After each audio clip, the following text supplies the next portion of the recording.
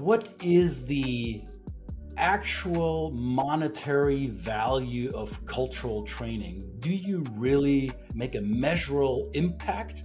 Well, how would $85 million that was in danger with or without cultural intelligence training? Let's find out how that worked.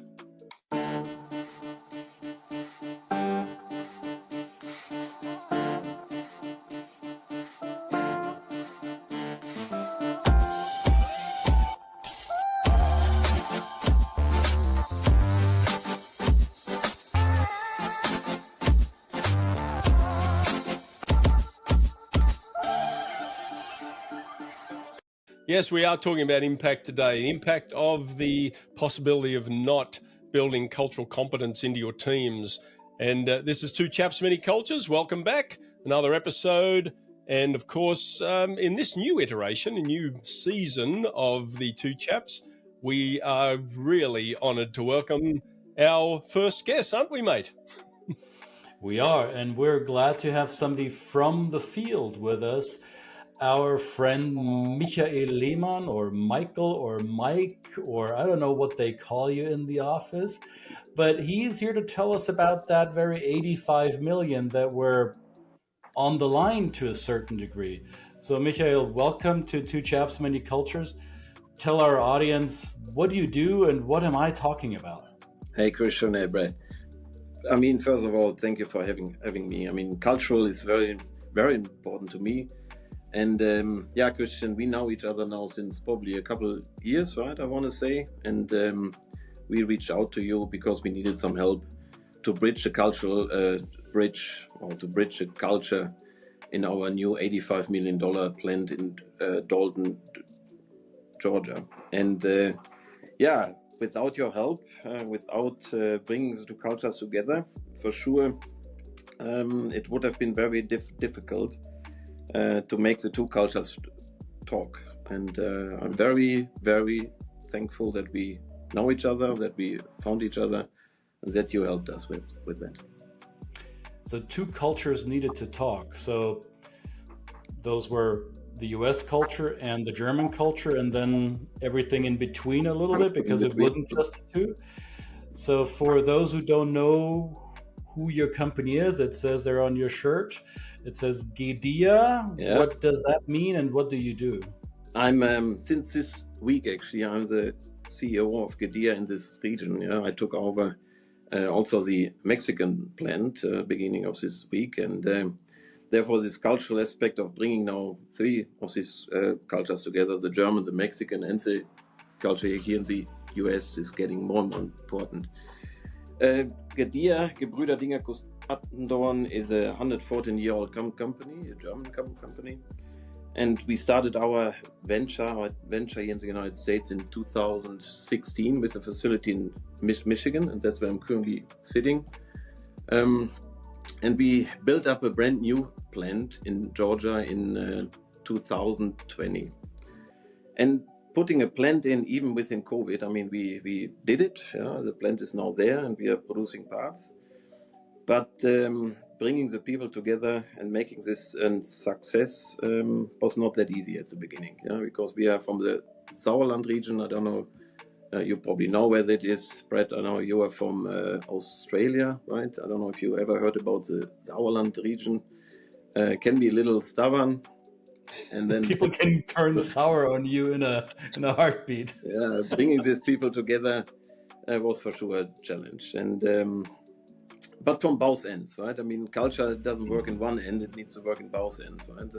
Our people had to understand a little bit how the US work, and especially the Georgians, right? I mean, this is also sometimes a little bit special. And also from the other side, making the US folks a little bit more understanding how Germans think. And I think you helped us with that. Mm. So these are obviously professional people, and this is always the question, right? Is that how these are people who know their craft, they know the buttons to push. They, it might be different equipment, but it is still bringing people together. Then how did that go? How did you open up that conversation about having to layer over these extra skills that they may have thought they didn't actually need? maybe let me speak a little bit about me. I came over here in 2005, therefore I'm here quite some time. I still cannot get rid of my accent, but I hope that is okay. Everybody will understand me. Brett cannot get rid of his accent either. So Yeah, that's yeah, perfect. that's right. That's right. And in my first venture in the US, I was here in Michigan, but I traveled to Kentucky quite a bit. My previous company had a facility down there. Therefore, I already got a little bit the taste of the Southern culture and with the Michigan culture. And then coming here as a German with very broken English was not easy for me. Therefore, I understood from the get-go.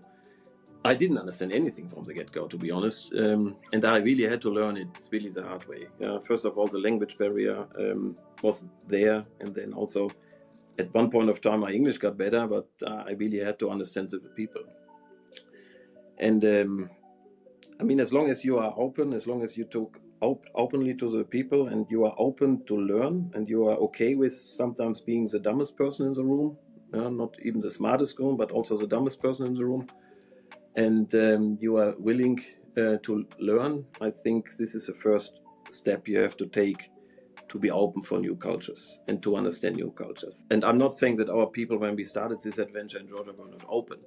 It was just making them understand how different cultures can be and how people think. And I think with your help, Christian, I think that was very good that you helped us or helped our people in Georgia to make them aware that the view you have on a certain task, it depends on what side you stand on the table. You can have a different view on the things.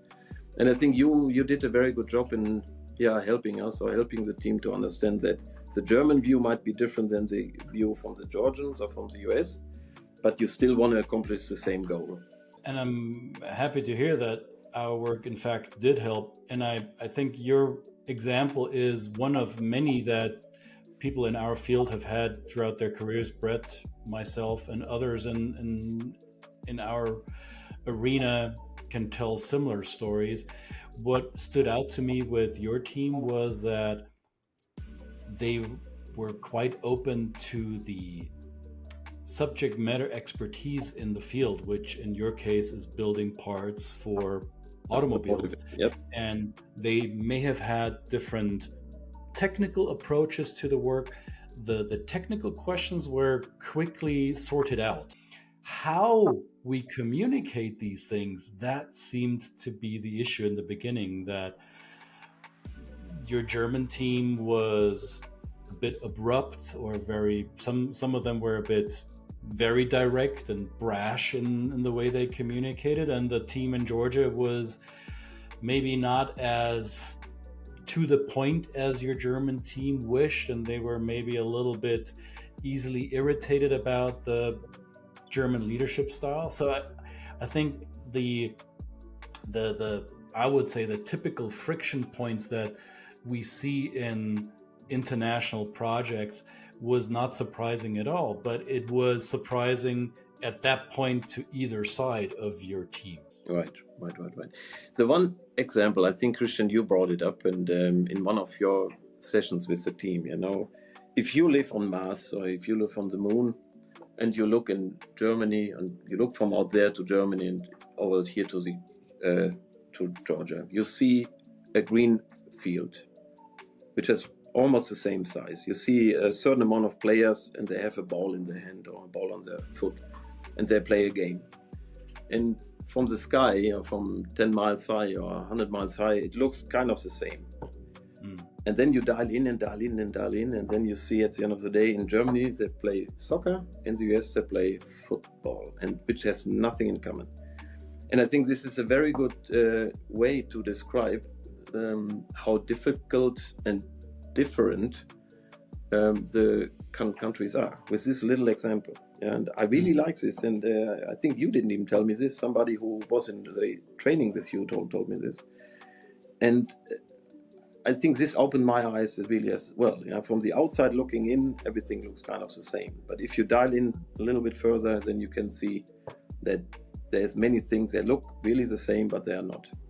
I see, but I think what's really helpful, and at least in my experience, other trainers may have different approaches, but using sports, no matter what they are, as metaphors to explain human behavior. It could be football or American football. It could be Aussie rules. It could be cricket. It could be tennis. It could be basketball. It could be motor racing. I don't know. It could be track and field. Whatever metaphor works in order to explain phenomena of human behavior. How do you, and this is something that I've been wondering for many years, how do you become attractive to potential new team members as an employer, because your product is not visible to the consumer's eye. Most people will never know which cars have your equipment inside of them. So how do you position yourself, especially as a company from overseas? You come here, you build a plant on the greenfield in an area that is not necessarily known to have an automotive history. Dalton, Georgia, for those who are familiar with that area, has for decades been the center of the flooring industry in North America. So potential job seekers, how do they know what you stand for? How do you position yourself to be attractive for future employees? This is exactly the point you said. It's really known since decades for the carpet industry, right? Dalton, Georgia is really every company around us, except our neighbors to one side, they do products for the carpet industry. And I think the workforce, particularly in Dalton, Georgia, and maybe in the Dalton-Whitfield County, they would like to do something new. This park where we are at, the supplier park, was specifically built up for companies outside of the carpet industry, because Dalton, Georgia wanted to bring companies in which had nothing to do with carpets, and we are one of them. And I mean, for sure, this is one of the big things why people want to work for us, because this has nothing to do with the carpet industry. And I mean, as you can see here today, I usually wear this Gidea swag, right? I usually put my name on it so people know who I am, and the Gidea logo. And when I go to Georgia, or when I used to go to Georgia more often, at the beginning, our name was all over the news. $85 million. You mentioned it before. We are putting a new plant up. And when I walked into the restaurants, then I mean, people saw us, or people recognized us from the logo. They didn't know what Gidea stands for, right? I mean, they didn't even know we are German. Sounds like a Japanese company, Gidea. But when people recognized us and that we are bringing in a new product into the town and a new kind of industry, they were very thankful. They were just happy that there's an alternative to the not centuries old, but to many decades old carpet industry. Therefore, this was helping us for sure a lot. This was helping us a lot that we were able to bring in something new. So you really represented something that we talk about all the time. It's like culture is based in tradition, whether it be a country culture or a regional culture or even a functional culture. Like you say, you've got certain industries that embed themselves in areas, and they draw on a set of people that have skills and maybe inherit them from their parents and so on and so forth. So what you've done is literally not only had to build something in a new place, but also build it in a place that's not traditionally of your market. Yeah. And so I guess that kind of helps the people understand it. They get an interest in you as a company, the interest in the difference of what you bring. But also if you introduce the idea of culture, then to say we're a German company and we're not trying to turn everybody into a German person, but, you know, understand the DNA of the company might inform how you see Gidea, you know, as an employer. Absolutely. Would you say that's something that they had to look at? Right. There's a little bit more pride, I think, or easier to see in this industry. When you drive on the streets and say we are producing parts for a Mercedes, or we are producing parts for a Ford vehicle, and you can tell your kids or your parents or whoever, I actually work for a company who is producing parts for this car or for that car. And I think this gives them also a little bit better understanding and more pride in what they're doing. And to me, that sounds like that is part of the employment philosophy, that you try to instill a sense of pride and a sense of loyalty with the organization, right? Something that I've seen a big gap between Central European employers and North American employers, that the loyalty to the employer very often is much, much stronger in Europe because many, especially production type employees, see themselves as part of almost like an organism, and they want to be part of something that is bigger than the individual or bigger than a group of individuals. And the company treats the employees well. The employee sees the company as this almost paternal protector. And in the US, we don't often see it that way. We see it as an exchange for time, labor, and money. And if that equation does not give us the result we want, then we might change employers, right? Mm-hmm. So, do you think you were able to install a little bit of that German style relationship between employer and employees? I think so. And I can give you an example from that. Our global CEO, Helmut Hinkel, who is my boss, or one of my bosses, I report to the board, came to Dalton. And we had a meeting with the managers and with the supervisors. We had a full room of people, which probably 15, 20 people sitting there. And we gave a little presentation about the status of the plant, and everybody introduced themselves. And then I asked one question. I said, and please keep in mind, we started to break ground in 2020. Therefore, we started to hire people basically in 2021. And my question was, who is here since 2021? And half of the room stood up.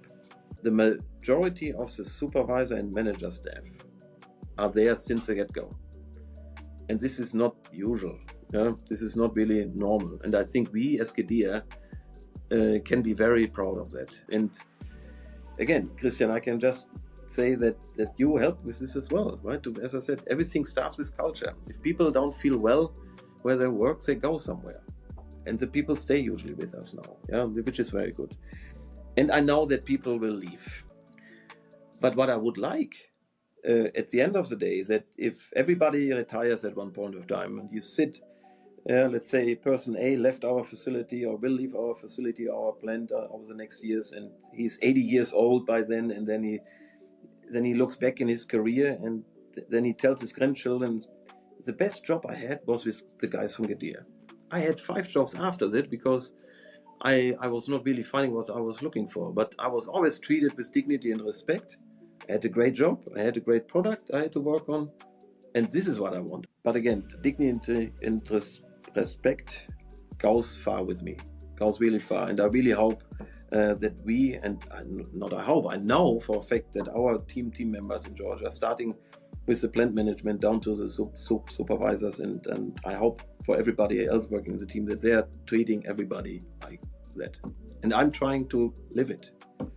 I'm not trying. I mean, that's what I am. That's a good point. I'm living it and not telling people. I think this is how culture manifests itself. It's not because we put a poster on the wall with our values. I call them wall tattoos, right? They could mean nothing. It's living the values daily, and living it from a leadership level down is what models these behaviors for everybody else in the organization. Right. That's how culture gets created, I guess. Right. And I'm now faced with a completely new challenge when it comes to culture. Right? I mean, starting this week, I took over responsibility for our Mexican facility, and after our trip to Georgia, my boss and I, we flew to Mexico, and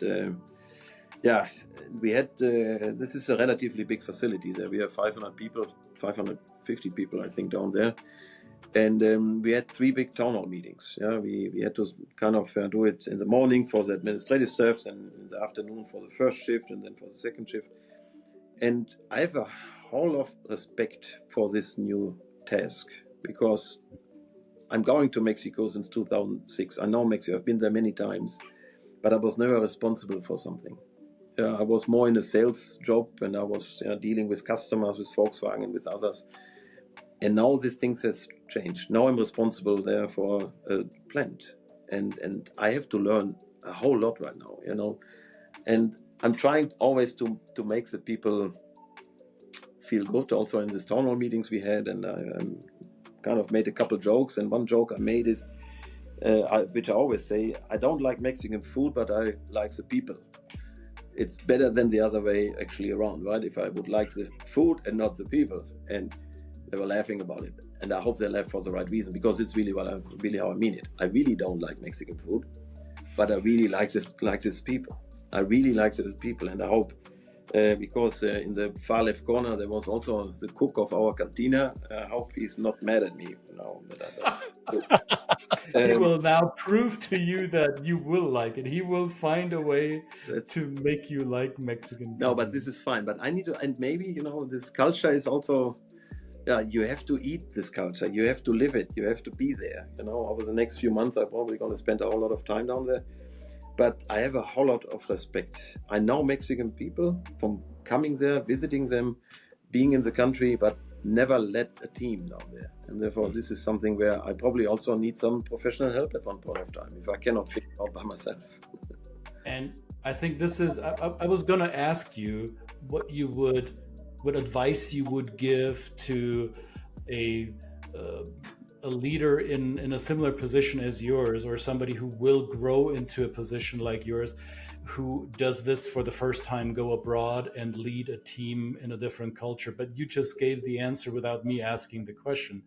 You said you have the humility to say, I don't know, and there is things that I want to learn. That is the key ingredient, is the curiosity to accept new information that you don't have yet. So hat tip to you, sir. Thank you. I think every culture, I cannot really say that because I don't know all the cultures in this world. Nobody does. But I want to say what every culture has in common, that everybody wants to be treated with dignity and respect. I think this is a common thing, that everybody, doesn't matter if you go to Afghanistan or to Mexico or to US or Germany or wherever. I think people generally want to be treated fairly with dignity and respect. And I think if you bring this to the table, and this is this is where you start, okay? That you're not talking down to people in other cultures, that you accept them as equals, which they are. I mean, there's no way around it. They are equals. They're not different. They're not better or worse than you are. And once you accept this, and once you live it, I think then this is already a good start. And this is what advice I would give my younger self, and also everybody who takes over responsibility in a different country. Final question from you, Brett. No, I really love those values you've just expressed, Michael. These are things that I guess me as doing this work of culture has taught me that, right? I kind of think, I hope I embodied it when I had my own business and I employed people. I'm sure I made mistakes. I'm sure in many circumstances I didn't. But I've certainly learned it doing this work, working with people similar to yourself, where they have said what's worked for me also, always, as being humble, having respect, both expecting and giving respect, but also understanding there are some differences we need to bridge. And that openness to be able to be humble enough to say, yes, I work differently to you, but in that is the magic of connection and the magic of diversity. And you couldn't have said it better. It's great. Thank you. Michael, thank you for taking time and sharing your story, your global leadership story. Fantastic. Brett and I, we love doing the work we do because we love seeing the outcomes that you described, Michael. And that to me is one of the biggest rewards, seeing teams improving the way they collaborate, finding a way out of the friction and towards more effortless and elegant ways to collaborate. That is a huge takeaway, and good luck to your now good luck to the North American endeavors, to the all encompassing North American endeavors you're supervising. So what's the Spanish phrase for good luck? Muy éxito or buena suerte or something like that. See, my Spanish is rusty. I'm actually already the dumbest guy in this room. I don't know, but I'm going to learn it. We'll make sure of it. All right. Thank you very much. All right. Thank you. Two Chaps, Many Cultures, another great episode. And thank you, Michael, for just gracing you with your presence here and giving us your wisdom. Don't forget to subscribe and hit that bell for the next episode that might come up. It's every week. And don't forget also to check out our new podcast. We are turning these into podcasts too. So if you're sick of just seeing these ugly mugs and you don't want to watch us, you can just listen to us quietly in your car. And so thank you again for joining. Two Chaps, Many Cultures. We'll see you again next week. Thanks. Thank you very much, guys. Bye-bye. Bye. Bye.